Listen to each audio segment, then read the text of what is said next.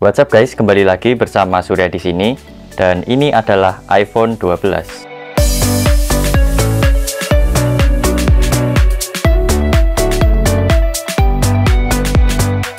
Gak kerasa iPhone ini udah berumur 2 tahun. Kemarin juga baru aja rilis iPhone 14 series di bulan September.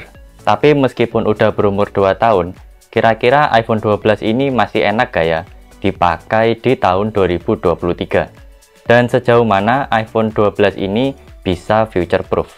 Sampai akhirnya udah saatnya untuk ganti iPhone lagi. Semoga video ini bisa menjawab rasa penasaran kalian semua. Sebelumnya jangan lupa subscribe karena gue juga bakalan rutin upload video seperti berita-berita terbaru seputar dunia gadget guys. Desain iPhone 12 ini balik lagi ke zaman iPhone 4 sampai iPhone 5s. Ya benar, mengkotak, bukan ngotak ya. Kalau kalian suka desain HP yang kotak, kalian pasti bakalan suka desain iPhone 12 ini. Sama seperti gue yang suka banget dengan desain iPhone 5. Menurut gue belum ada yang bisa ngalahin kerennya desain iPhone 5. Kotak, ringan, dan tipis. Kalau iPhone 12 ini ya beginilah. Ukurannya rada bongsor dan sedikit lebih tebal ya. Grip di tangan juga enak, nggak tajam karena bezelnya ini pakai aluminium. Bodi belakangnya ini kaca, jadi kayaknya mending pasang case deh guys.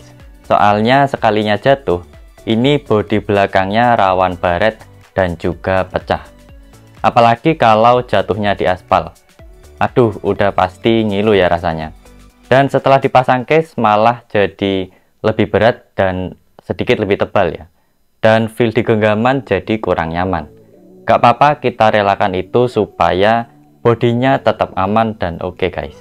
Di sini kita juga bisa pasang aksesoris MagSafe ya, seperti dompet, card holder ataupun wireless charging, dan juga power bank ya. Jadi dia manfaatin magnet yang bentuknya lingkaran ini di bagian belakang. Kemudian di bagian bawah kita akan menemukan lubang charger lightning, mikrofon, dan juga speaker. Di sini kita gak bakal nemuin headphone jack lagi ya. Jadi memang udah saatnya pindah pakai TWS. Layarnya udah pakai panel OLED, jadi warna yang dihasilkan lebih bagus, tajam, dan juga nyaman di mata.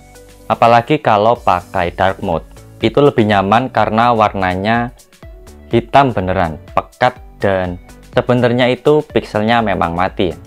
Bikin baterai jadi lebih irit juga. Dipakai untuk konsumsi sosial media dan juga nonton Cocomelon kayak gini, warnanya jadi lebih gonjreng guys. Warnanya ini lebih keluar gitu.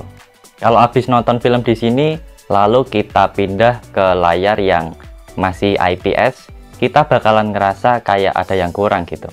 Rasanya jauh lebih nyaman pakai layar OLED. Kalau iPhone 11 kan dia masih pakai panel IPS. So, untuk urusan layar, iPhone 12 ini jauh lebih bagus daripada iPhone 11. Layarnya berukuran 6,1 inch. Ukuran layar segini jelas gak nyaman kalau kita pakai satu tangan. Kita gak bisa jangkau semua sudut layar dengan mudah. Kalau cuma scroll-scroll aja sih masih bisa ya. Di bagian atas kita masih lihat notch yang ada Face ID dan juga kamera depan. Dipakai untuk ngetik, jelas enak layarnya, responsif dan minim typo. Buat swipe-swipe dan scroll-scroll juga enak, karena memang touchscreen iPhone ini lebih sensitif. Kemudian untuk dapur pacunya, dia dibekali oleh Apple A14 Bionic, yang masih cukup kencang hingga saat ini.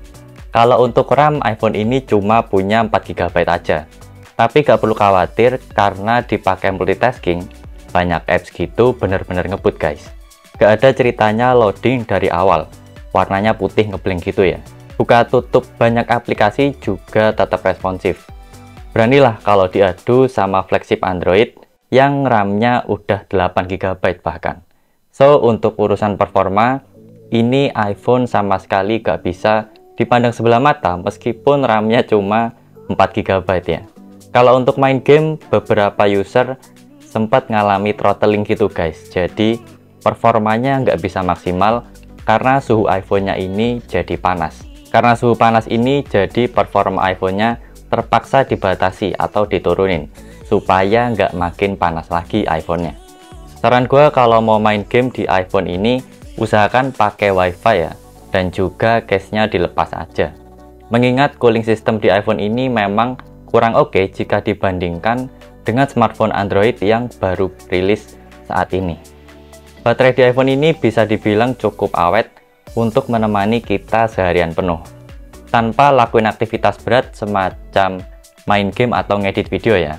Di sini rata-rata bisa dapat screen on time 7 jaman lebih. Kalau misal pakai WiFi tentunya bakalan makin awet lagi guys. Di sini baterai health kita juga udah turun ya di 94%. Ya gue gak tahu kenapa setelah update ke iOS 16 jadi lebih cepat turunnya ya baterai health ini.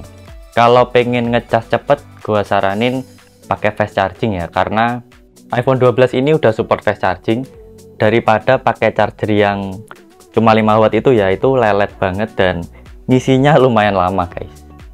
Kemudian untuk kameranya, di sini kita dapat setup dual kamera, jadi bobanya cuma 2 di sini.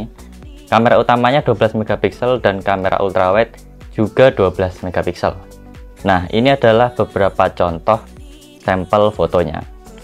Di sini tampak warnanya cukup jujur, hampir mirip kayak di real life-nya. Jadi saturasi warnanya masih wajar. Cuma untuk warna kuning ini kadang-kadang cukup kuat. Jadi daun yang warna kuning itu di sini terlihat nampak lebih kuning daripada aslinya. Untuk warna-warna yang lain masih aman ya. Stabilizernya bekerja dengan baik, jadi hasil fotonya fokusnya cukup akurat. By the way, ini kita pakai mode auto ya. Dan ini adalah untuk sampel videonya, masih pakai mode auto. Exposure-nya tetap aman, warna tanaman di sini juga cukup keluar, tapi gak sampai yang oversaturated gitu ya. Hasil video juga cukup stabil kalau dipakai untuk bikin konten di YouTube atau sosial media, udah lebih dari cukup sih. Untuk kamera depannya juga beresolusi 12 megapiksel. Di sini detailnya oke ya. Bahkan komodo di wajah juga kelihatan cukup jelas. Di mode auto videonya smooth dan juga stabil. Untuk upload di sosmed dan video call ini lebih dari cukup kualitasnya. Gimana menurut kalian guys? Apakah iPhone 12 ini masih worth it untuk 2023? Kalau menurut gue masih enak banget sih iPhone 12 ini. Untuk urusan future proof masih bisa lah dipakai sampai 3 tahun ke depan. Kalau kalian masih sayang duitnya untuk beli iPhone 14 series, kalian bisa pertimbangkan iPhone 12 ini. Harganya juga udah mulai turun sejak iPhone 14 rilis kemarin ya. Buat yang mau cek harganya, gue taruh linknya di deskripsi. Saran gue mending beli yang versi resminya aja, biar gak kena blokir IMEI.